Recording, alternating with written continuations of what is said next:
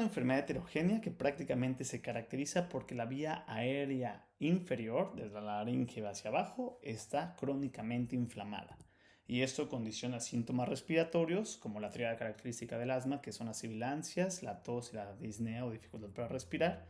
Y en la definición se le agrega opresión torácica y que estos síntomas están variando a lo largo del tiempo, tanto en frecuencia como en intensidad y que además existe la hiperreactividad bronquial, o sea, una obstrucción variable del flujo aéreo que cambia también de frecuencia e intensidad a lo largo del tiempo.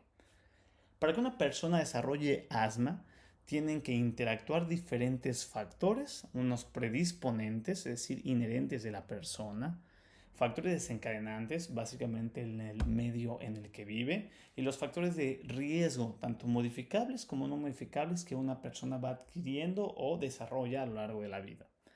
Estos factores interaccionan y pueden generar un cambio en el patrón inflamatorio de respuesta a nivel bronquial que genere una respuesta aberrante de la inflamación y empiece toda la fisiopatología del asma. Los factores predisponentes básicamente son los genéticos. Muchas veces se ha atribuido a más de 50 genes una asociación estrecha con el asma. Se han agrupado en los genes que vienen del cromosoma 5 del brazo largo, del 19 del brazo largo en la banda 13, porque son genes que están involucrados con la producción de las interleucinas que se podían ver o se han visto relacionadas con la fisiopatología del asma. Sin embargo, actualmente lo que se sabe es que el gen al que más peso se le da en las últimas guías es al gen del cromosoma 17 del brazo largo en la banda 12.21 y al GSDMB y al OMRDL3, que son prácticamente los que se les ha atribuido un poquito más, pero la verdad es que es una enfermedad tan vasta que todos los genes que tradicionalmente se han asociado, pues bueno, tienen cierta carga. Y se ha visto que en los gemelos existe el hecho de ser, por ejemplo, gemelos homocigotos, la concordancia puede ir hasta el 80%, o sea, un odds ratio de más de 3.5, lo cual sí asocia a que existe genéticamente una predisposición por tener asma. O dentro de los factores predisponentes es, por ejemplo, la atopia, ¿no? Las personas que a lo largo de la vida, aunque no han tenido asma ahorita, ya presentaron rinitis alérgica o desde pequeños eczema atópico o que presentan cierta alergia a alimentos, pues pudieran en algún momento desarrollar asma. Evidentemente, según la marcha atópica, lo que vemos a lo largo de la vida de los pacientes es que la rinitis se puede aparecer después del asma, pero bueno, siempre hay ciertas asociaciones, ¿no? El eczema atópico, que puede ser bastante frecuente en los infantes, pues puede tener cierta relación y va a ser un factor predisponente después de desarrollar asma a lo largo de la vida. Los factores de riesgo no modificables podríamos hablar como tal del sexo. El hecho de ser hombre incrementa la probabilidad de tener asma con respecto al género femenino antes de la pubertad. Durante la pubertad son iguales y después de la pubertad es más frecuente en las mujeres adultas que en los hombres adultos. De los factores de riesgo modificables, la obesidad. El riesgo relativo de padecer asma en un paciente con obesidad, de obesidad es de 1.5 y el fumar, que es al que más se le atribuye, con un riesgo relativo de 3.9. Una persona que fuma, muchísimo más probable de que desarrolle asma que una que no. Dentro de los factores desencadenantes podrían ser una persona que adquirió una infección viral y que por supuesto también forma parte de las exacerbaciones y empeoramiento o falta de control de los síntomas asmáticos, las infecciones virales, ¿no? Las infecciones que se les ha atribuido tradicionalmente como desencadenantes claros, el virus sincitial respiratorio y el de la parainfluenza. Estas infecciones pueden tener un mecanismo fisiopatológico al alterar o generar una respuesta aberrante de células innatas y prácticamente de linfocitos tipo 1, 2 y 3, ¿no? Grupos que se han hecho, que se han visto que son poblaciones celulares que se pueden desarrollar en la fisiopatología. La exposición a alérgenos, como por su excelencia el ácaro de polvo, se asocia con un mecanismo fisiopatológico relacionado con una respuesta aberrante de la inmunidad TH2 y pueden ser alérgenos intradomiciliarios que tenemos como las mascotas en la casa o extradomiciliarios, ¿no? Como por ejemplo el polen. Dentro de los factores desencadenantes podríamos ver a todos aquellos que se puede exponer una persona en las enfermedades ocupacionales. Dependiendo de la ocupación, pues puede ser cierto factor al cual se relaciona, no necesariamente lo tiene que desarrollar, pero es un factor posible desencadenante que puede existir. Por ejemplo, los acarados en los granjeros. La urbanización y la contaminación han fungido como un factor desencadenante importante, actuando principalmente en todo lo que sería el factor de necrosis tumoral kappa beta, como el mecanismo fisiopatológico al que se ve relacionado. Básicamente vivir en una ciudad con mayor índice de contaminación, menos calidad del aire, pues es un factor predisponente a estas enfermedades. Dentro de los factores de riesgo, también existen factores de riesgo que nos pueden condicionar a que el asma, una vez que se desarrolla, se vuelva persistente. Entre ellos vemos las infecciones repetidas o repetitivas de las vías respiratorias superiores y el deterioro de la función pulmonar, es decir, que tengan otras comorbilidades que afecten a los pulmones, que entonces también nos ayuda a que si se instala el asma, persista mucho más tiempo, y la eosinofilia. Dentro de los posibles factores encontramos básicamente lo epigenético.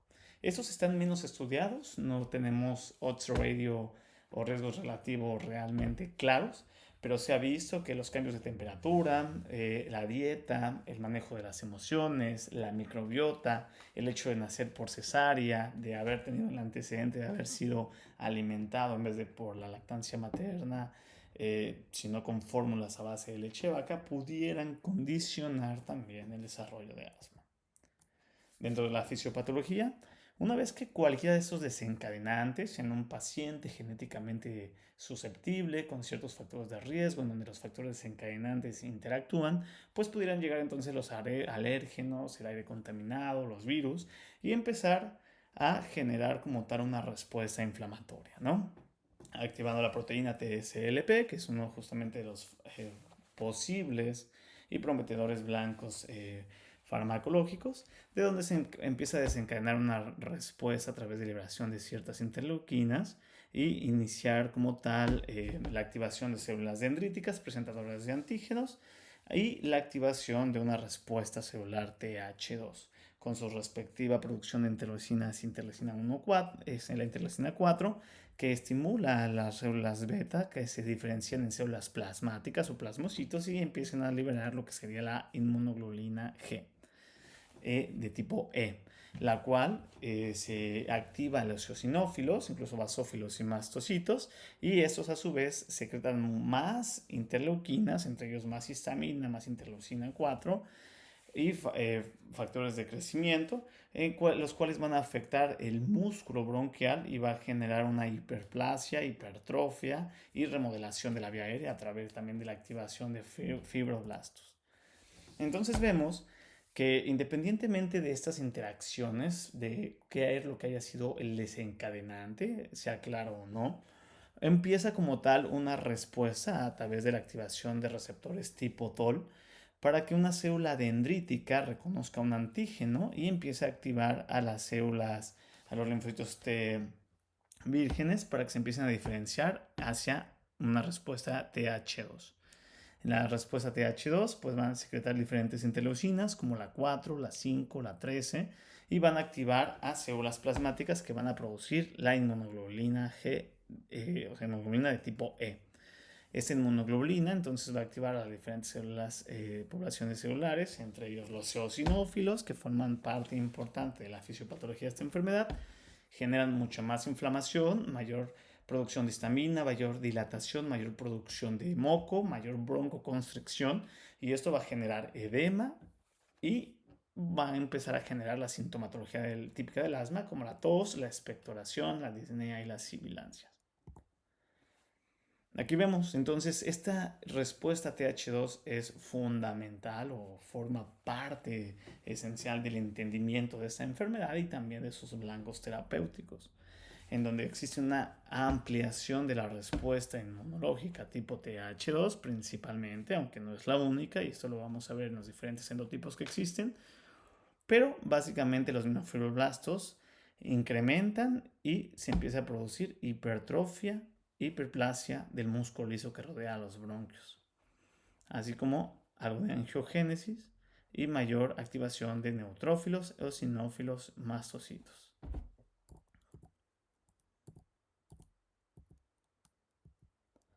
Entonces vemos que existen, después del desencadenante, pues existe toda una cascada celular, en donde predomina la activación de la respuesta inmunológica tipo TH2, la subsecuente diferenciación de los linfocitos B a células plasmáticas y el incremento de la producción de las inmunoglobulina E, que activa a su vez mastocitos eosinófilos, generando mayor vasodilatación, producción de moco, vasoconstricción y remodelamiento de la vía aérea. Vemos que toda esta cascada inflamatoria existe en diferentes pasos de la misma, en donde diferentes interleucinas se van produciendo, diferentes comunicaciones celulares se van llevando a cabo y diferentes fármacos podrían inhibir diferentes pasos de esta cascada inflamatoria implicada en la fisiopatología del asma. Por ejemplo, el omalizumab, que sería un anticuerpo monoclonal contra la IgE, que es justamente la inmunoglobulina más implicada en la fisiopatología del asma, porque es básicamente el mensajero que activa a los eosinófilos y mastocitos a liberar todos los gránulos que tienen factores de crecimiento y más interleuquinas y que son los responsables de una subsecuente remodelación de la vía aérea con hipertrofia del músculo bronquial, con incremento de la producción de moco, con la constricción, con la sensibilización del sistema nervioso simpático y parasimpático, etc. Entonces, el remodelado de la vía bronquial o de la vía aérea a nivel de los bronquios, en la patología se observa engrosamiento de las paredes. Esto es porque todo empieza a crecer de tamaño, no tanto las células como el tejido fibrótico que está ahí y que se ve sobre todo como una fibrosis bajo la membrana basal incrementada. Incrementa la vascularización, las glándulas submucosas se hipertrofian para producir más moco, empieza a existir una metaplasia de la mucosa y una hipertrofia o hiperplasia del músculo liso bronquial. También se pueden ver bronquios colapsados y taponamiento por mucosidad. Y en la anatomía patológica los pulmones se ven hiperdistendidos, con zonas de hiperinsuflación, zonas de atelectasia, y cuando se hacen cortes se encuentran tapones mucosos. La vía aérea se llena completamente de moco, entonces existe mucha resistencia al paso del aire y ese paso del aire a través de esa luz disminuida genera típicamente el sonido de sibilancia, genera todo ese material proteináceo en la luz, genera la activación del reflejo de la tos para tratar de expulsar. Entonces el paciente tiene sibilancias, tiene tos. Como no hay un adecuado intercambio de aire por la obstrucción que existe, esa resistencia al flujo aéreo, entonces empieza a haber también disnea y todo esto también puede generar dolor torácico. Entonces vemos que dentro de esa fisiopatología pues empieza a existir una explicación de las diferentes sintomatologías, ¿no? Esa hiperreactividad de la vía aérea, que básicamente la obstrucción variable de la vía aérea lleva al broncoespasmo y eso nos puede hacer las exacerbaciones agudas del asma y tener unas sibilancias marcadas, una disnea marcada y un incremento de la tos marcada. También vemos que hay cambios como por ejemplo en la disfunción del nervio sensorial, ¿no? Por la hipersensibilidad a la tos y la tos se vuelve más irritativa y pues se desencadena con toda esa inflamación. Tos con flema por toda la hipersecreción de la mucosa y la hiperplasia de las células caliciformes. Los biomarcadores T2 elevados, por ejemplo, lo que sería la fracción de excreción de óxido nítrico, porque toda la inflamación TH2 lleva a mayor incremento y activación de mastocitos y eosinófilos y eso produce mucho óxido nítrico y nosotros lo podemos medir. La hipertrofia del músculo liso respiratorio y el edema de la mucosa generan evidentemente esa obstrucción variable de la vía aérea y también el remodelado de la vía aérea genera una pérdida de función pulmonar. La hiperactividad inmunitaria es una respuesta aberrante a los desencadenantes del asma y justamente forma parte de las exacerbaciones de la misma. Entonces vemos que básicamente ahora la vía aérea tiene una limitación al flujo y existe cierta hiperinsuflación dinámica. ¿Por qué? Porque a la misma presión, por ejemplo, negativa en la cavidad torácica, ahora los volúmenes van a estar incrementados porque no hay una adecuada salida de aire por la vía aérea tan estrecha que existe. Entonces va a haber un incremento o una hiperinsuflación dinámica en donde va a haber un aumento de la actividad de los músculos respiratorios y va a haber oscilaciones extremas de presión intratorácica. Entonces el asma no solamente va a condicionar los síntomas y malestares asociados a esta fisiopatología de inflamación de tos, disneas, sibilancias, sino que además toda la activación que lleva al sistema cardiovascular y la caja torácica va a generar una afectación de la actividad cardiovascular. Entonces, el asma es una de las enfermedades de las vías respiratorias que se va a caracterizar por el edema o inflamación de la vía aérea con su respectivo edema, secreción de moco, hiperactividad y broncoespasmo, lo cual es una obstrucción variable del flujo aéreo. Entonces, ¿cuándo vamos a sospechar que una persona tiene asma? Cuando una persona presenta dos o más de estos síntomas: sibilancias, tos, disnea o opresión torácica. Lo más típico son tos, disnea y sibilancias, que es una tríada característica o que tradicionalmente se ha manejado como una tríada del asma. Pero bueno, pueden ser variables en intensidad, frecuencia e incluso de los que se encuentran presentes. Y que esos síntomas van a variar a lo largo del tiempo. A veces pueden ser mucho más marcados, a veces mucho más leve, a lo mejor a veces mucho más fuerte la tos que la disnea o viceversa, y que habitualmente van a cambiar según la estación del año, según los factores desencadenantes, como por ejemplo si soy alérgico a los perros y me expuse al perro, entonces mis síntomas empeoran. Todo esto nos va a hacer sospechar clínicamente que una persona tiene asma. Esta asma realmente pues, es un problema de salud pública. Tiene una prevalencia de afectación de más de 300 millones de personas a nivel mundial. Puede ser hasta el 30% dependiendo del país en el que se estudie. El 10% de los niños y adolescentes padecen asma y se cree que hasta el 7% de los adultos tienen asma. En México la prevalencia va alrededor del 12% y algo bueno es que existe una probabilidad de remisión del asma. Cuando una persona adquirió asma antes de los 10 años, la probabilidad de remisión puede ser de hasta el 60% con un tratamiento adecuado. Y cuando un adulto adquirió asma, ya la reversibilidad ya es mucho menor, puede ser del 5 al 10%, pero también existe. Entonces, si yo ya sospecho que un paciente tiene asma, entonces, si yo lo reviso, ¿qué voy a encontrar? Pues bueno, además de los síntomas que el paciente ya me explicó y que yo a lo mejor lo puedo ver como signos en ese momento, si yo le pongo el estetoscopio, podría encontrar más típicamente sibilancias, dependiendo de qué momento del asma se encuentre, ¿no? Si está en este momento sin ningún desencadenante, podría yo ser que escuche todo normal, pero puede ser que escuche cierto grado de sibilancias, que sería lo más típico que yo encontraría al explorar al paciente. Si hablamos de una exacerbación donde el paciente está muy grave, evidentemente puede ser lo más marcado, una sibilancia, o incluso no escuchar nada si ya está tan tapado que ni siquiera entra el aire como para generar una sibilancia, y eso ya nos hablaría de mayor gravedad de una crisis asmática. ¿Qué otra cosa puedo ver? Que si el paciente tiene cierto grado de dificultad respiratoria, podría empezar a actuar otros músculos de la respiración, ¿no? Como los músculos accesorios. Entonces los principales pues evidentemente son los intercostales externos, pero estos también se incrementarían en marcaje como ese tiraje intercostal. Entonces podríamos ver como las costillas, como cómo se sumen los músculos entre ellos, como el aleteo nasal que abre y expande la nariz para tratar de meter más aire. Justamente a nivel de las clavículas, todos los que son los esternocleidomastoideos y los escalenos se activan, entonces veo un poquito de incremento del hueco supraclavicular o el del manubrio esternal. Pero básicamente podría haber, si está más grave el caso, mayor incremento de la dificultad para respirar a través de este marcaje de los músculos respiratorios.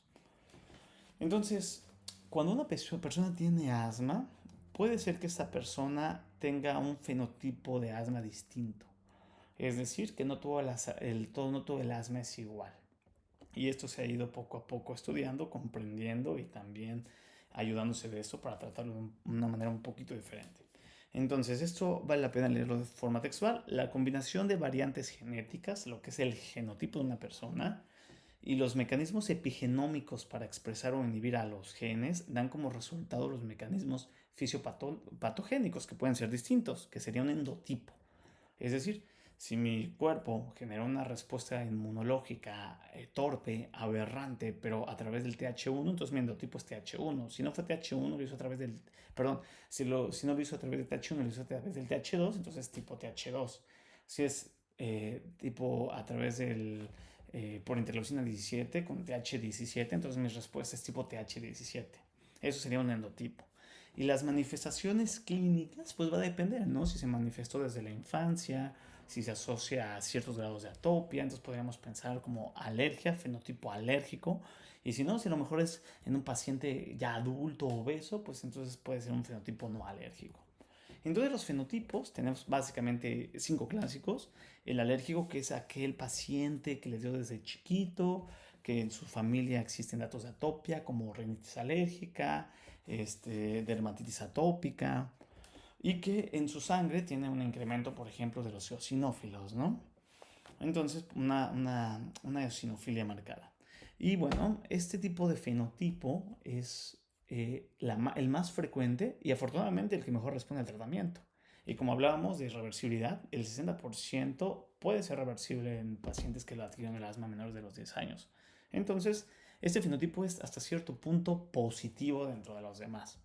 El no alérgico, de los adultos, no suele haber antecedentes personales o familiares de atopia. Y lo que predomina ahí es no los eosinófilos, puede haber eosinófilos, pero puede ser más marcado neutrofilia o ser de tipo paucigranulocítico cuando se estudia a través del esputo. Ellos no tienen tanta respuesta a los esteroides, por ejemplo. Los del inicio tardío pueden ser, por ejemplo, adultos, sobre todo mujeres, y en ellos, en este tipo de fenotipo, las dosis superiores de los corticosteroides inhalados tienen que ser mayores las dosis que se utilizan o pueden ser refractarios. Entonces no es tan bueno el escenario. Con limitación fija, básicamente son de más larga evolución y va a haber principalmente un remodelado de la pared de las vías aéreas. Y en el fenotipo por obesidad son síntomas respiratorios de asma y va a haber escasa inflamación eosinofílica típicamente, pero es un paciente obeso. Entonces vemos que la alérgica es la más frecuente, 70% de los casos, la más común, afortunadamente, porque tienen mejor control y también mayor porcentaje de reversibilidad. Y desde la infancia y hay que buscarle atopia a esa personita, ¿no? Pueden tener eosinofilia. La no alérgica es lo que comentábamos, básicamente de adultos, sin atopia y sin eosinofilia. Y responden menos a los esteroides que la alérgica. De inicio tardío, ¿no? Adultos, sobre todo mujeres. También la ocupacional es de inicio tardío. Con limitación persistente del flujo aéreo, que suele ser de larga evolución. Y con obesidad, ¿no? No suele haber eosinofilia con el fenotipo de obesidad. Y ahora, eso es conforme el fenotipo, a quién se le desencadenó, los antecedentes, etcétera, que lo más frecuente es la alergia. Entonces, pudiera ser que ese tipo de fenotipo alérgico pudiera tener una respuesta meramente TH2, que sea totalmente eosinofílica. Entonces, el paciente es, por ejemplo, el asma alérgica de inicio temprano, ¿no?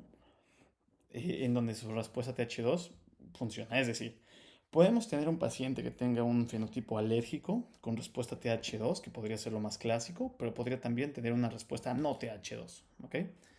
Dentro de la respuesta TH2 también se ve clásicamente en el asma eosinofílica de inicio tardío y la enfermedad respiratoria exacerbada por aspirina, que podría ser la tirada de Samter, ¿no? El síndrome de Widal, un paciente con asma que es muy susceptible de exacerbación por la administración de aspirina.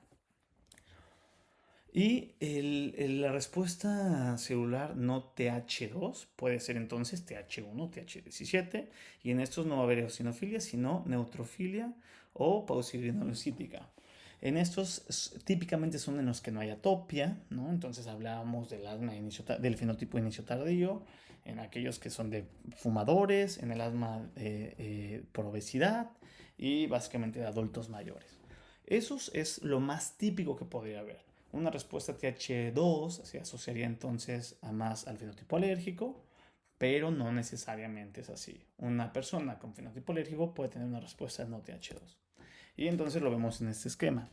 Tenemos entonces el asma, ya por endotipo, la clasificaríamos en asma tipo TH2 y en asma tipo no TH2. Y la tipo TH2 o asma tipo 2, entonces puede ser alérgica y eosinofílica o puede ser no alérgica. Y por endotipo, también la no TH2 puede ser neutrofílica o puede ser pausigranulocítica. Entonces vemos que diferentes fenotipos pueden compartir diferentes endotipos del asma. Y hablando ya del fenotipo más frecuente, que sería la asma alérgica, entonces el endotipo de lo más frecuente va a ser una TH2, asociada a hiperosinofilia y asociada a producción de IgE. Aunque también algunas personas con el fenotipo alérgico pueden tener una respuesta TH1 o TH17, que sería una no TH2 y no producir una inmunoglobulina E. Aquí vemos un recordatorio de la activación de cada una. El primero, con interleucina 4, que sería típicamente una respuesta clásicamente asociada, por ejemplo, con una infestación por parásitos, los helmintos.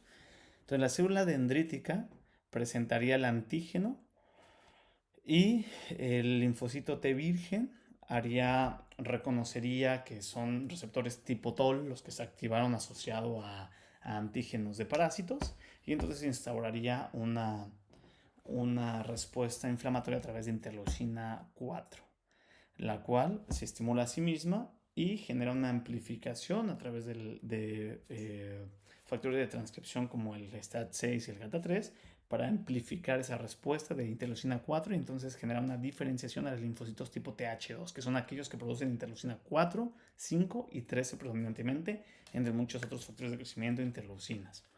Entonces vemos que una eosinofilia no solamente lo vamos a encontrar en una infección por parásitos, sino también en asma alérgico tipo de respuesta TH2. La de en medio es una TH1, en donde, por ejemplo, típicamente para microbios, bacterias, se genera la activación la presentación del antígeno al linfocito T virgen, y lo que se libera no es interleucina 4, sino interferón gamma, el cual activa linfocitos natural killer. También los macrófagos lo estimulan y se genera entonces una amplificación de la producción de interferón gamma. Y esto es una respuesta a linfocitos TH1, sobre todo para bacterias. O virus, por ejemplo, la TH1 sirve mucho para el virus. Y la TH17 también para bacterias y hongos. Esto lo hace a través de interleucina 6 y 1, se genera a través del STAT3 y el ROD gamma T, toda una amplificación, sobre todo con la interleucina 21 y la 23, y se activan células de linfocitos TH17 que liberan entonces después interleucina 17 e interleucina 22. Entonces vemos que son los tres tipos de respuesta inflamatoria, y que este tipo de respuesta inflamatoria, unas prevalecen o predominan en ciertos fenotipos de asma, y esto es a lo que llamamos el endotipo.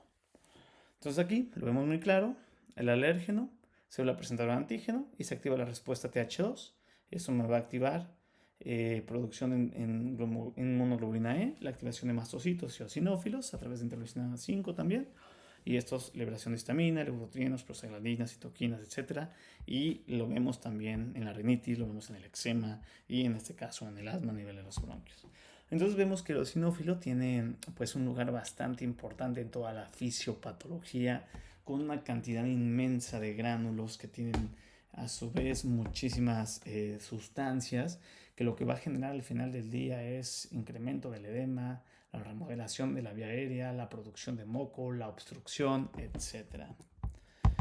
Y entonces vemos que los eosinófilos están de un lado en la respuesta TH2 y los neutrófilos en la respuesta no TH2, como TH1 y TH17.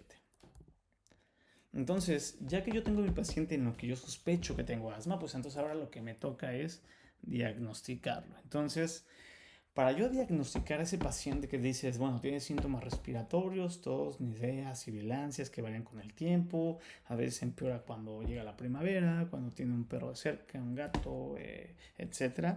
Entonces yo lo tengo ahora que confirmar.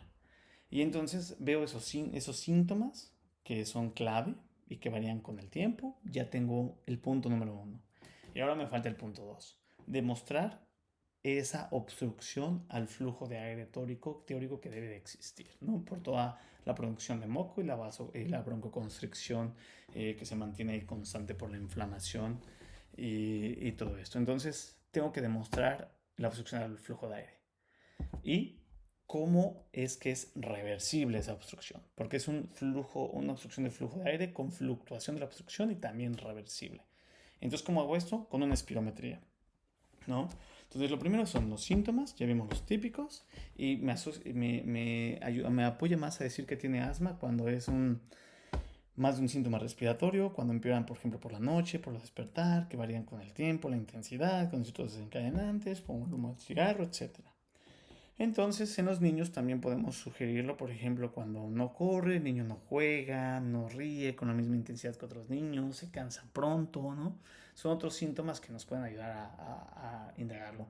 Porque a lo mejor hay niños que nada más tienen tos, así como tos, muy poco, muy poco, muy poco, pero muy constante, muy frecuente, a veces mejora, a veces empeora. Pudieran ser entonces datos que nos apoyen también a diagnosticarlo más en el niño, que a veces es más difícil que ellos nos refieran los síntomas que presentan. Entonces, yo para este diagnóstico, el primer punto va a ser la clínica.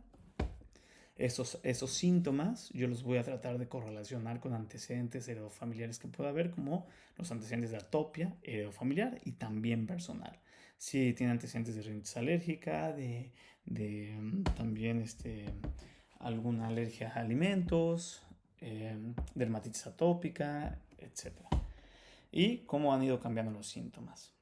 Y la exploración física, yo voy a ver lo de la parte de las sibilancias, lo de la utilización de los músculos respiratorios, accesorios sobre todo, y buscarle datos de atopia si es que nadie le ha visto si tiene o no dermatitis atópica. Por ejemplo, me puede decir no lo tengo, pero tú le ves en los pliegues del codo, en los pliegues de las rodillas si tiene datos de atopia, ¿no? O en la nariz o en los ojos, por ejemplo.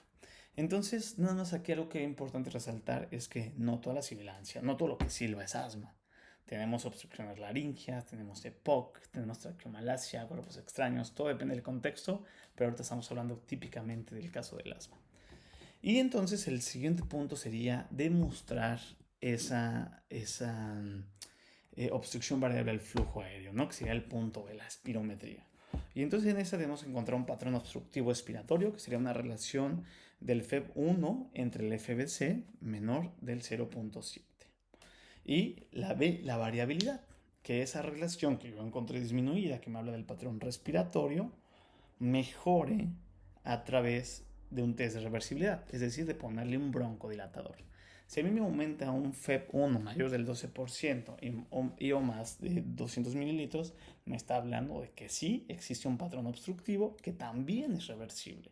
Y eso tiene una especificidad del 86. No es tan sensible, pero tiene una especificidad mayor. Y también podemos hablar de la variabilidad excesiva del pico expiratorio forzado. La variabilidad diaria puede ser de mayor del 10%, que esto es más con parte de las guías GEMA, que son las españolas. La verdad es que con el primer test de reversibilidad con broncodilatador, la aplicación, después de 15 minutos, repetir la espirometría y si mejora, ya sería suficiente para hacer el diagnóstico. Entonces vemos aquí, ¿no? Lo que sería el FEB1, el volumen expiratorio forzado en el primer segundo.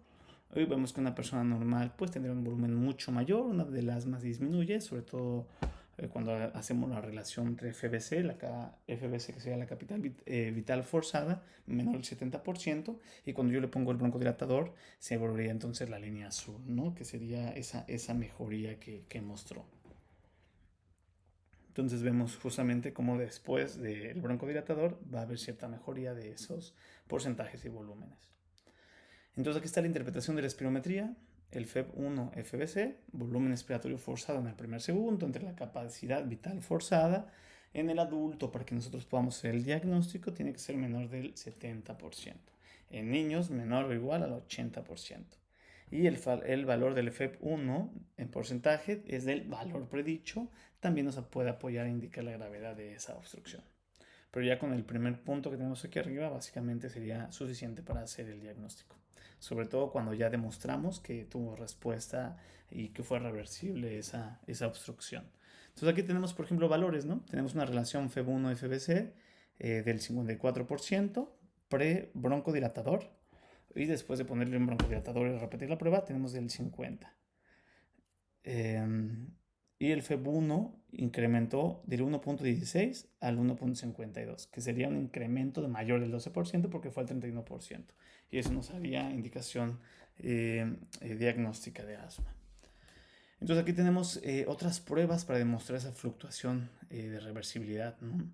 Tenemos lo que sería la administración del broncodilatador, por ejemplo, 400 microgramos de salbutamol, me espero que sean 4 disparos, me espero 15 minutos y lo vuelvo a medir. El incremento tiene que ser mayor del 12% en el adulto y de 200 mililitros también, y en el niño nada más con que sea mayor del 12% para el FEB1. ¿De acuerdo? Y tenemos otras pruebas que si está como que dudoso lo del broncodilatador, si no se pudo hacer, si me queda duda, pues puedo hacer otras. Por ejemplo, una prueba de esfuerzo que sea positiva, si cae más del 10% el FEB1, por ejemplo, o una prueba a través de provocación bronquial positiva con metacolina.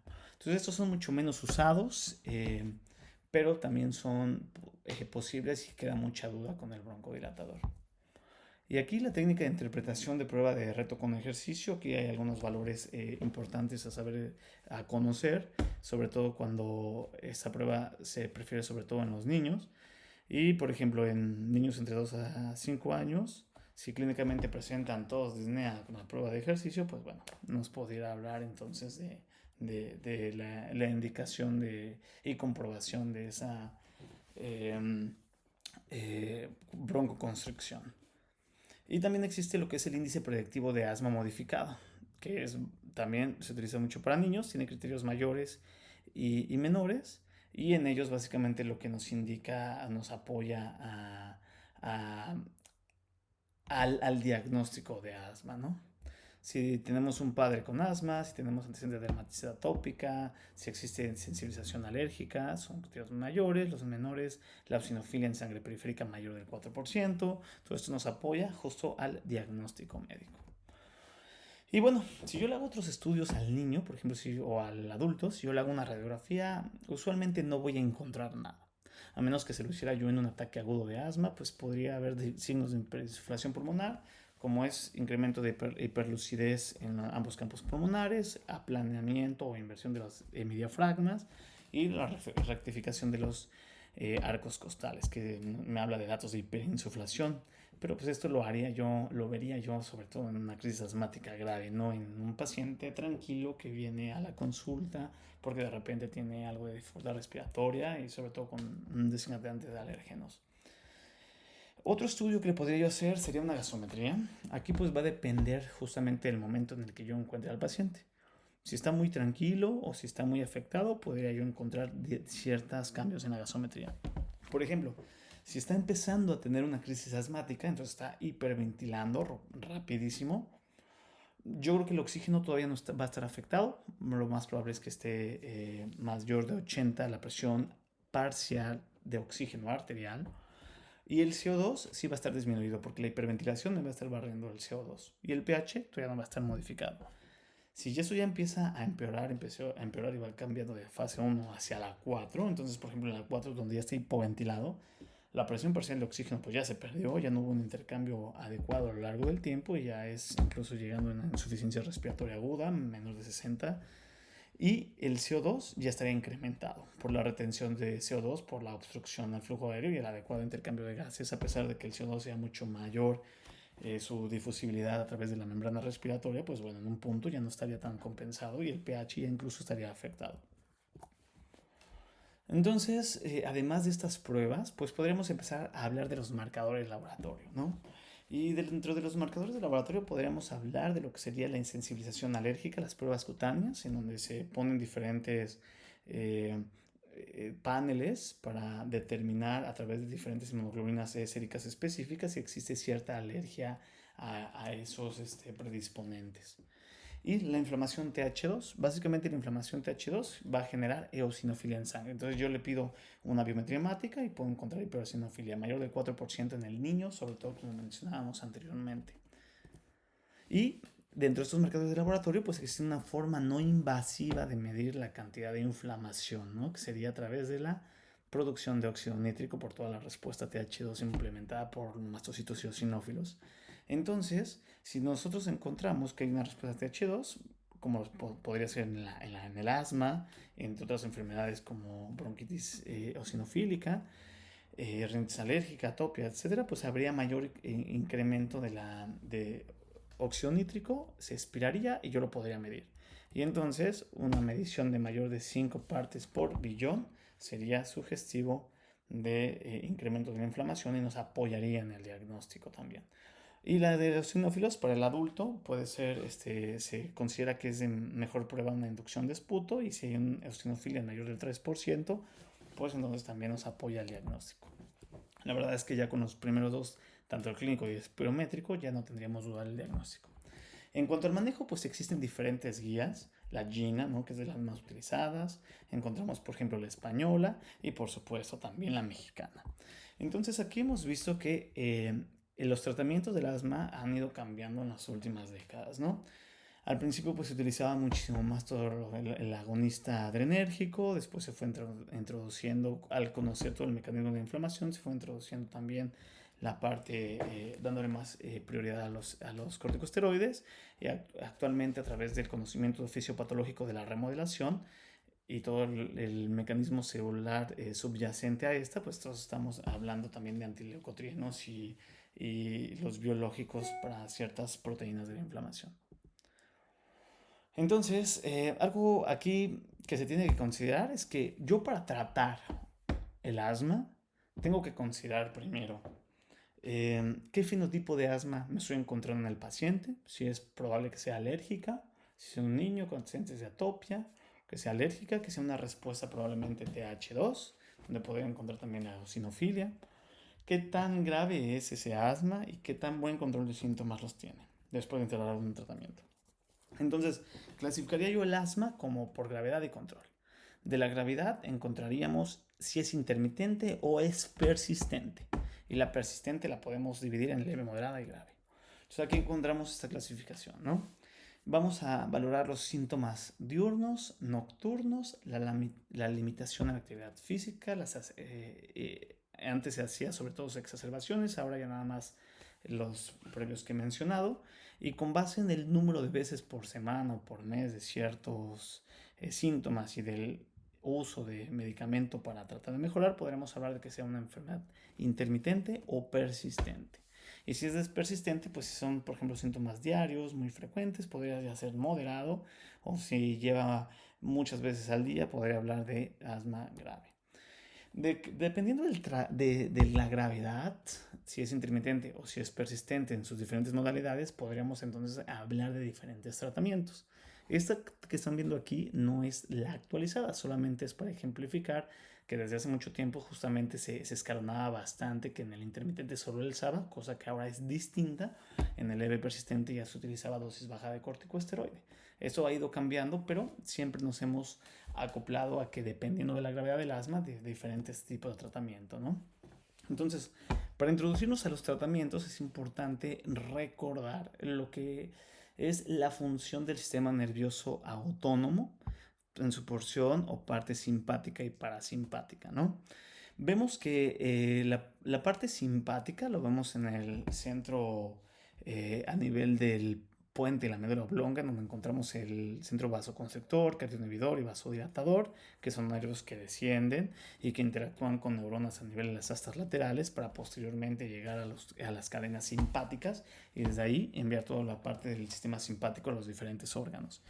Y la parte parasimpática viene desde los núcleos, por ejemplo, del vago, también al nivel del puente del mesencéfalo, y que tiene el componente parasimpático que se va a través del nervio vago y que también interacciona con los diferentes órganos en todo el cuerpo. Entonces, a nivel de las astas laterales, que es donde se encuentran estas células neuronales simpáticas, se hacen ciertas ciertos estímulos o nacen ciertos estímulos o se comunican desde la parte de la corteza, el mesencéfalo, el puente hacia la médula y viene la neurona, lo que sería una neurona preganglionar y sale del asta lateral, la neurona preganglionar sale a través de la raíz anterior y esa raíz anterior se comunica con la parte de una neurona sensorial que se dirige hacia la raíz posterior. Entonces la neurona anterior sale, que viene desde su núcleo en el asta lateral, viene la neurona preganglionar, sale a través de la raíz anterior y a través de unos ramos, sobre todo el ramo blanco, se mete a lo que sería el ganglio adyacente a la columna paravertebral, que serían los ganglios del sistema nervioso autónomo. Entonces esos ganglios, o que sería toda la cadena simpática a diferentes niveles de la cadena de la columna y de la médula espinal, entonces tenemos toda la cadena simpática. Aquí puede hacer sinapsis a este nivel de los ganglios en las cadenas o puede irse directamente hacia un ganglio periférico que muchas veces se encuentra ya en una interacción directa con el órgano o incluso ya dentro del órgano. Y entonces estas neuronas, que serían las neuronas preganglionares, que vienen del asta lateral, salen a través de la raíz anterior, se van a todo lo que sería a través del nervio espinal, posteriormente pasan por el ramo blanco, llegan a la cadena simpática donde pueden hacer sinapsis en el núcleo o pueden irse a un ganglio periférico y entonces interactuar con la siguiente neurona que sería la neurona postganglionar, la cual podría estar de cierta distancia del órgano o ya directamente en el órgano. Y entonces estas neuronas, que son las que vienen de las astas laterales, van cambiando según el nivel de la médula espinal, siendo predominantes, como podemos ver aquí, a nivel torácico y cervical, ¿no? Que es justamente donde se encuentran las protagonistas del sistema nervioso simpático que ahorita vamos a hablar, que sería la del plexo bronquial. Entonces vemos que hay una interacción de estas neuronas hacia lo que es el centro vasoconstrictor, cardioinhibitor y vasodilatador a nivel del puente y la médula oblonga y tienen por supuesto una interacción también con la corteza cerebral. En la parte parasimpática vemos aquí tenemos el núcleo posterior o núcleo dorsal del nervio vago que principalmente tiene fibras eferentes autónomas, ¿no? Todas estas van a descender y van a estar inervando a diferentes órganos en todo el cuerpo y van a tener una función distinta dependiendo del receptor que se encuentre en cada órgano. Vemos que aquí podemos ver esas partes amarillas, lo que serían todas las cadenas simpáticas que están adyacentes a la columna paravertebral y van inervando diferentes órganos en su paso. Y recordar importantemente que el plexo pulmonar se compone de células del sistema nervioso parasimpático a través de ramas del nervio vago y de ramas del sistema nervioso simpático a través de lo que sería el plexo que vienen de ramas de nivel de T2, T3, T4 y T5 principalmente. Entonces vemos que el plexo pulmonar ya tiene tanto ramas parasimpáticas como simpáticas y cada componente va a tener una función distinta por los receptores que tiene a ese nivel. Entonces ya tenemos que el plexo pulmonar con sus diferentes ramas va a inervar básicamente todos los bronquios y hasta la parte pues, más microscópica en una de las 23 divisiones segmentarias de los bronquios. Y la parte de lo que sería el parasimpático va a actuar para generar broncoconstricción, es decir, el nervio vago genera broncoconstricción y la adrenalina, que vendría siendo del simpático, va a generar broncodilatación.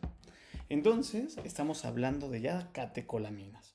Nada más recordar que las catecolaminas vienen del aminoácido fenilalanina, que se pasa a través de una tirosina hidroxilasa de tirosina a levodopamina y por la descarboxilasa se pasa a ser dopamina, se hidroxila y se convierte en noradrenalina y después esta en adrenalina. Y esto sucede a nivel de las neuronas del sistema nervioso simpático y también de las glándulas adrenales. Y bueno, dependiendo del órgano al que lleguen, va a tener diferentes receptores en los que el mismo neurotransmisor, en este caso noradrenalina o adrenalina, pueden generar un efecto agonista o antagonista dependiendo del receptor al que se encuentren. Hablando aquí del asma y en lo que sería en su componente o su acción a nivel del músculo bronquial, estaremos hablando de los adrenérgicos tipo beta 2. Los tipo beta 2 serían entonces receptores que incrementan el AMP cíclico.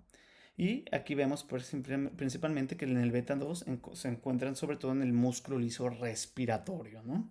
Entre otros órganos, pero a nivel bronquial, respiratorio, y va a promover la relajación del músculo liso. Entonces, los mecanismos que hacen es dependiendo el receptor, y el receptor se acopla a diferentes proteínas G. Si la proteína G es una tipo S, estimula la adenilatoxiclasa y entonces es estimulante, S de estimulante. Si así es inhibitoria y es la que inhibe la adenilatoxiclasa. Si es una proteína GQ, se acopla a receptores alfa A fosfolipasa y básicamente incrementan el calcio intracelular. Entonces, hablando de los adrenérgicos a nivel bronquial, serían receptores beta 2 que se acoplan a proteínas G tipo S, es decir, que van a estimular a la adenilatoxiclasa.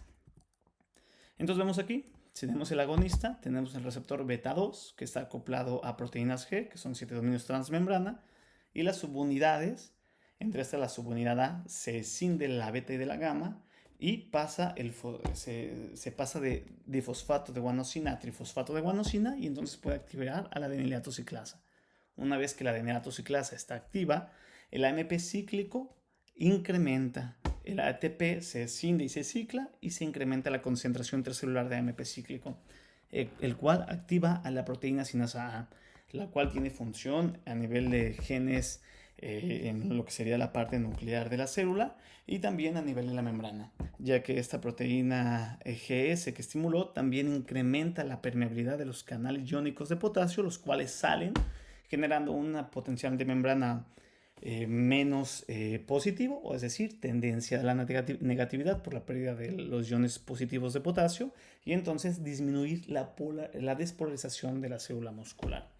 Además, se genera lo que sería el secuestro del calcio a nivel de los retículos sarcoplásmicos, liberación del calcio extracelular, disminuyendo la concentración de calcio a nivel intracelular y disminuyendo la activación de la miocina fosforilada, es decir, disminuyendo la activación de la miocina y entonces generando relajación muscular.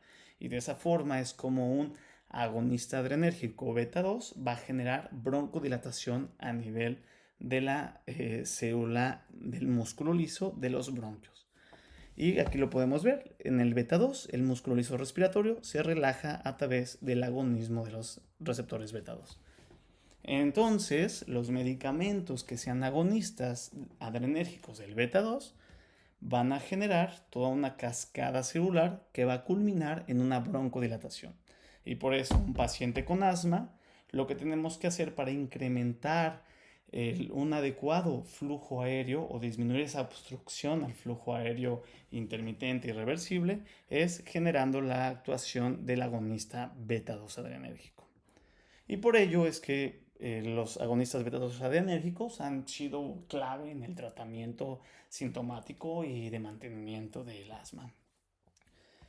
Y es aquí como los vemos, ¿no? Las guías GINA, que son de las principales en las cuales nos referimos para este manejo, pues evidentemente mantiene a los agonistas beta-adrenérgicos en todos sus escalones. Sin embargo, hay cosas que han ido cambiando, ya que existen betas adrenérgicos, agonistas adrenérgicos de acción corta y de acción larga. Básicamente empiezan, por ejemplo, el salbutamol, que es el prototipo que has utilizado mucho tiempo. Tiene un efecto que puede iniciar a los 5 minutos de que se aplicó, pero su duración es de hasta 360 minutos, ¿no? Que vendrían siendo 6 horas. Y el formoterol, otro beta agonista adrenérgico, pero de acción larga, también empieza a actuar a los 5 minutos, pero puede durar su acción hasta 720 minutos, que serían 12 horas. Y por eso es que nosotros podemos poner el formoterol cada 12 horas por la vida media que se mantiene. Entonces esto ha ido cambiando porque al principio pensábamos que un beta 2 adrenérgico de acción corta pues era suficiente. Y entonces aquí podemos ver en la guía GINA del 2017 que en el Step 1 ni siquiera se consideraba tenerlo así como de base y nada más utilizar el beta 2 adrenérgico de acción corta como el salbutamol cuando tuviera unos síntomas. Después se fue viendo que realmente no era adecuado el uso de beta 2 adrenérgico solo, ¿no?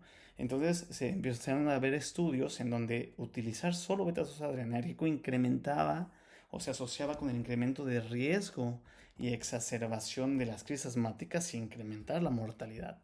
Entonces, se empezaron a utilizar más los beta 2 adrenérgicos de acción prolongada, ¿no? Como el formoterol, ya que estos también mostraban buen control porque también inician su efecto inicia como el salbutamol 3 a 5 minutos después de la aplicación y en combinación con los esteroides mejoraban el control del asma y reducían las dosis de estos y el comportamiento moderado y persistente, pero tampoco se recomendaron como monoterapia.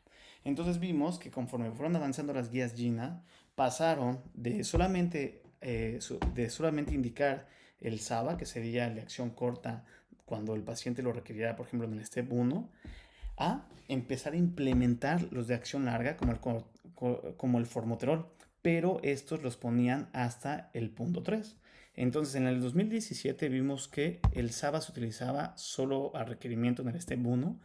Aquí dicen no, ya SABA ya no, ya va a ser el formoterol, pero ahora desde el STEP 1. Entonces han ido cambiando esto.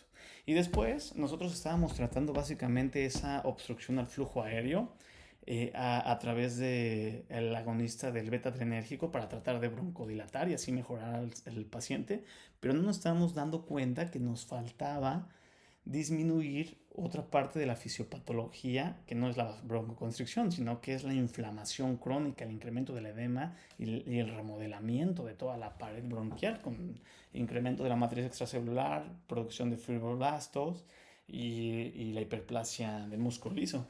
Entonces se empezó a estudiar también pues corticosteroides inhalados que nos evitaran todos los efectos sistémicos de los corticosteroides y se vio que su uso, al disminuir el componente fisiopatológico de la inflamación, mejoraban las exacerbaciones, disminuía las hospitalizaciones y disminuía, por supuesto, la visita a urgencias y la mortalidad.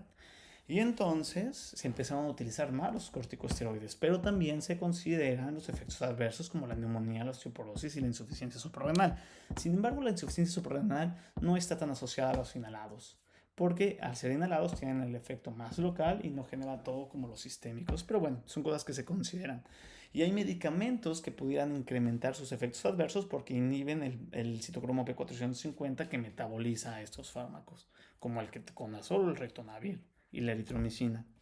Entonces, en las guías, pues lo que ya se ha determinado es decir, bueno, voy a utilizar un agonista beta adrenérgico, pero ya no va a ser de acción corta, ya tiene que ser de acción prolongada. Y entonces voy a utilizar formoterol desde el paso número 1, que sería para el asma intermitente o persistente leve, por ejemplo. Y lo voy a acoplar al corticosteroide. Y entonces, si estoy en el paso 1 o 2, pues entonces voy a darlo por razón necesaria, pero combinado y que la beta agonista sea de acción prolongada. Si mi paciente está un poquito, por ejemplo, para el STEP 3, como lo que sería un asma persistente moderada, por ejemplo, y lo voy a mantener y como tiene una vida media de cada 12 horas, entonces lo puedo dar una vez en la mañana y una vez en la noche. Y así puedo ir escalonando el tratamiento. Y si el paciente requiere un rescate porque se tuvo algún desencadenante el que se expuso, entonces puedo rescatar, pero ya no con salbutamol, sino con formoterol y siempre asociado al corticosteroide.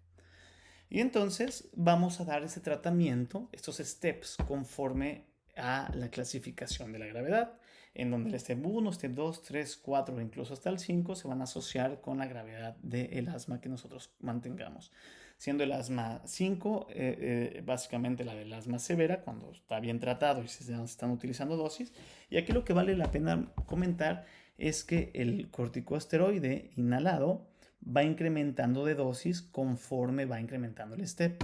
En el step 3 es corticosteroide inhalado de baja dosis, en el 4 es de mediana dosis y en el quinto es de dosis alta, siempre combinado con formoterol. Y entonces el corticosteroide, pues existen ciertas equivalencias con otros medicamentos corticosteroideos que también se pueden utilizar. Pero lo que es importante recalcar es que debemos utilizar baja, media o alta dosis del corticosteroide según el step en el que nos encontremos. Y el mejor escenario es cuando se utilizan dosis bajas, es decir, cuando el paciente requiere dosis bajas y se le da dosis bajas, porque tiene mayores o mejores resultados. Y entonces podemos ver que aquí, dependiendo del step en el que nos encontremos, lo podemos dar diferente. Por ejemplo, el step 3, que podría ser ese asma persistente moderado, pues entonces le puedo dar una inhalación 2 veces al día y que se inhale una vez si lo requiere. Formoterol con corticosteroide. Entonces aquí tenemos una combinación como la beclometasona formoterol o el budesonide formoterol. Y también vemos en el step 5 que podemos agregar, si la gravedad es tan alta en el asma, podemos agregar entonces otro medicamento. Además del corticosteroide, del beta 2 agonista, podemos encontrar o agregar el LAMA, que serían agonistas de receptores muscarínicos de larga acción, ¿no? Y que forma parte del armazón que tenemos contra el asma, el LAMA, antimuscarínicos de acción prolongada. Recordamos rápidamente que en el núcleo posterior del vago está compuesto principalmente de fibras eferentes autónomas que van a llevar justamente toda la participación parasimpática a los diferentes órganos y en el plexo pulmonar también. Entonces, el parasimpático lo que va a hacer es una broncoconstricción y hace una broncoconstricción a través de receptores M3 y también de receptores M2. Entonces, si yo antagonizo a los receptores muscarínicos, es decir, si yo antagonizo la acción parasimpática, disminuyo esa broncoconstricción, lo cual sería favorable para el tratamiento del asma.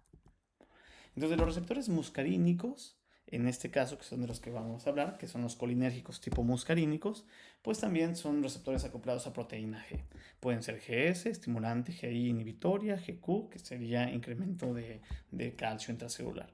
En el caso de los receptores muscarínicos que nosotros hablamos en el plexo bronquial, sería, o a los que se dirige el plexo bronquial, son receptores muscarínicos M2 y M3.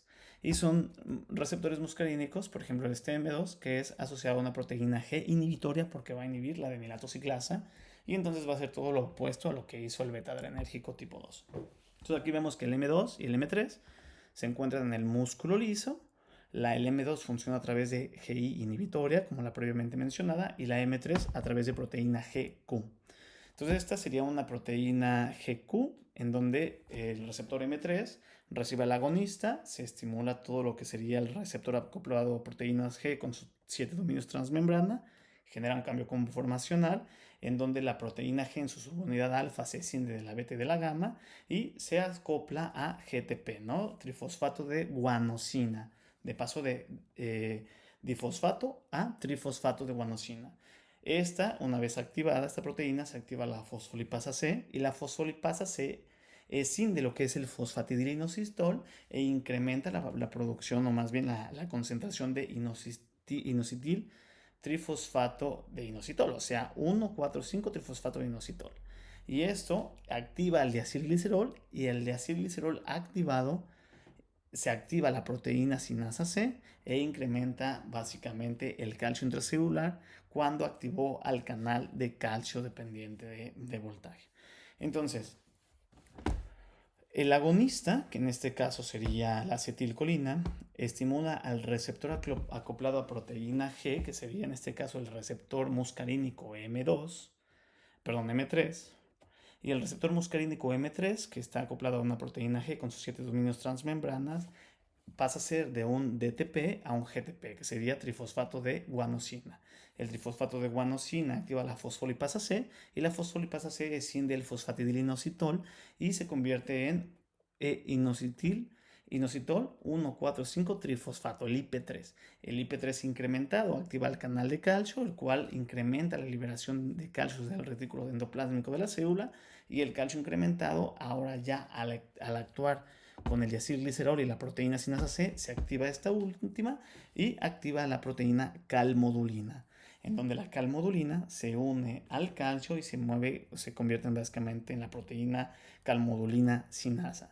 La calmodulina sinasa entonces activa a la miosina sinasa de cadena ligera y la miosina sinasa de cadena ligera se acopla a las proteínas de miosina del músculo liso y escinde el ADP, generando entonces la escisión del enlace de alta energía que libera 12.000 calorías por cada ATP que se escinde y entonces genera una activación de todo el complejo del esqueleto celular de músculo miocina actina y genera contracción celular.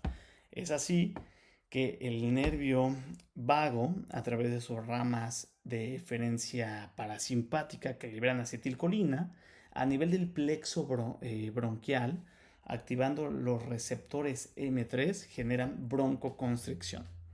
Y esa broncoconstricción no es buena en un paciente con asma, y entonces lo que podemos hacer es inhibirla, porque si yo inhibo ese receptor M3, inhibo la broncoconstricción y mejoro la broncodilatación.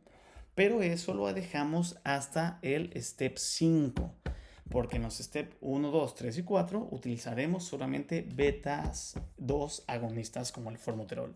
Y si eso no me funciona, si yo estoy en un paciente con un asma tan grave que requiero agregarle un tercer componente al corticosteroide, al beta 2 adrenérgico, le voy a agregar entonces al antagonista de receptor muscarínico, y es ahí hasta el nivel, hasta el step 5, donde se puede utilizar el LAMA. Y bueno, los LAMA, que serían antagonistas muscarínicos de larga acción, tienen indicaciones sobre todo en la persistencia de síntomas, mejora la persistencia de los síntomas, sobre todo cuando se asocia sobre todo al LABA y al corticosteroide, y básicamente funciona ya como una triple terapia. Reduce las exacerbaciones y está indicada sobre todo en el asma grave. Una de sus diferencias es que no hay desventajas, es que no hay diferencia en la mortalidad y tampoco hay cambios en la calidad de vida, ni voz seca ni disfonía. O sea, genera voz seca y disfonía. Y otra cosa que en ese step 5 es que se puede utilizar acitromicina. La verdad es que el uso de acitromicina en este tipo de pacientes se ha relacionado con reducción de exacerbaciones y mejorar la calidad de vida. Y entonces, por ejemplo, en el step 5 vemos que además de agregar el AMA, ya como triple terapia, esteroide, formoterol, LAMA, podemos considerar entonces la acitromicina.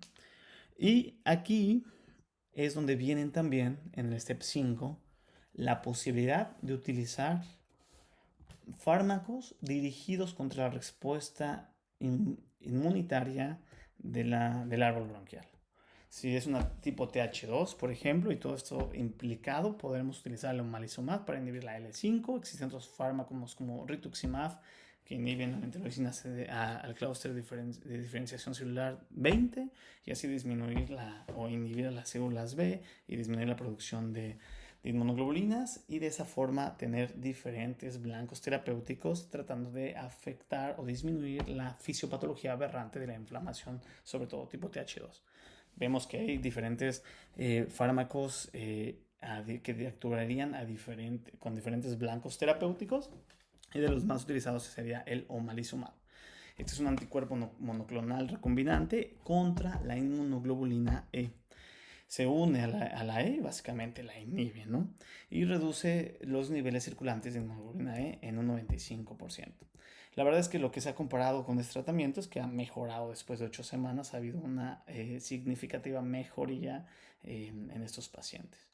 Entonces, cuando yo estoy pensando en que mi paciente no responde y no responde a pesar de una triple terapia y el uso de acitromicina, etcétera, ya estoy considerando la terapia biológica, que esto ya forma parte de la especialidad de neumología. Esto ya no lo haría el médico general, ya sería el momento, desde que vemos 4 o 5 paso, ya referir al paciente. Entonces podríamos hablar de que si determinamos el fenotipo TH2, no solo es para el TH2, pero predominantemente porque es el más estudiado, es donde que hablamos de que tiene eosinofilia, tiene eosinófilos incrementados en el esputo, ya vimos que tiene más de 20 partículas por billón de óxido nítrico, etc. Entonces podemos pensar de que puede ser candidato a terapia biológica, ¿no? Y podemos utilizar uno de estos medicamentos y ver si responde o no a los biológicos. Esto ya sería de tercer nivel y correspondería sobre todo a la especialidad. Y bueno, puedo ser que yo traté muy bien el asma y mejoró y perfecto, que va a ser en la mayoría de los casos, sobre todo cuando es el fenotipo tipo alérgico. Sin embargo, también existe la posibilidad de que me encuentre yo ante asma difícil de tratar. Es decir, que mi paciente tiene, a pesar de darle un tratamiento ya con corticosteroides de alta intensidad, no tiene mejoría de los síntomas. Y también existe la asma severa, que básicamente igual, a pesar de darle tratamiento de alta intensidad, no tiene mejoría de los síntomas. Y la defino como severa porque ya me aseguré que tiene buena adherencia y técnica de tratamiento. O sea, sí se pone bien sí se pone adecuadamente los medicamentos cuando se los tiene que poner y lo inhala de forma adecuada. Y en casos ya más de mucha refractariedad a los tratamientos previos, podríamos hablar de la termoplastia bronquial, con ablación por radiofrecuencia de la pared, de toda esa fisiopatología de la remodelación para reducir la masa de células de músculo y mejorar la habilidad del epitelio respiratorio para regenerar básicamente una vía respiratoria adecuada. Y también la inmunoterapia, ¿no? Sobre todo en el asma persistente moderada, que puede ser a través de administración de inmunoterapia subcutánea o sublingual para disminuir los síntomas y la necesidad de otros medicamentos. Una vez que yo instauré mi tratamiento, puedo entonces seguir al paciente y tratar de clasificarlo de acuerdo al control de los síntomas que se tiene. Básicamente, si el paciente sigue igual como yo lo encontré, estaría no controlado. Si ha mejorado y no tiene más de 2 síntomas a la semana de síntomas diurnos, si no tiene limitación de sus actividades, si no tiene síntomas o que lo despierten en la noche, podemos hablar de que es una clasificación como un asma controlado. La GINA 2023 ya solamente nos habla de estos 4 parámetros, porque antes, como podemos ver, nos hablaba de la función pulmonar y el número de exacerbaciones. Actualmente la clasificación para el control del asma ya no considera estas dos y nada más considera los síntomas diurnos, los nocturnos, el rescate con SABA y la limitación a la actividad física. Si no tiene nada, bien controlado. Si tiene 1 o 2 síntomas de estos, parcialmente controlado. Si tiene 3 o 4 síntomas de estos, no está controlado. Y de acuerdo al control, pues si está controlado, voy a mantener el mismo paso, o incluso si estaba yo en un paso tipo 3, podría pensar en desescalarlo en tipo 2 o tipo 1 si estaba yo en el 2. Y si está descontrolado, pues hay que seguir subiendo los pasos. Si está exacerbado, hay que tratarlo conforme a la exacerbación. El asma no es una enfermedad estática, puede haber incremento de sibilancias, disminución de la disnea o al revés, aumentar la disnea, disminuir las sibilancias, etc. Los síntomas pueden estar cambiando a lo largo del tiempo y es por eso que es importante estar controlando el asma. Y para eso existe esta prueba de control de asma, que es una escala que entre más puntos presente el paciente tiene mayor control del asma. Una de las preguntas es, por ejemplo, durante las últimas 4 semanas, ¿con qué frecuencia le ha faltado el aire? Si me dice nunca, tiene 5 puntos. Y si así considera, se van juntando los puntos y entre más puntos el paciente tiene mejor control del asma.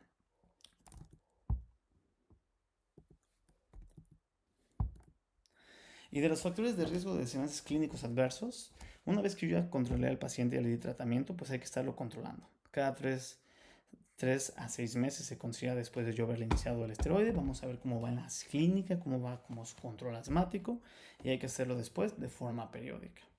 ¿Por qué? Porque esto es muy dinámico y hay ciertas afectaciones que pueden predecir que no va a tener una adecuada evolución. Por ejemplo, la obesidad, que padezca otras enfermedades como rinocitos crónica, que tenga embarazo, que tenga una alergia alimentaria, que siga fumando, que tenga exposición a los alérgenos, que tenga problemas psicosociales, etc.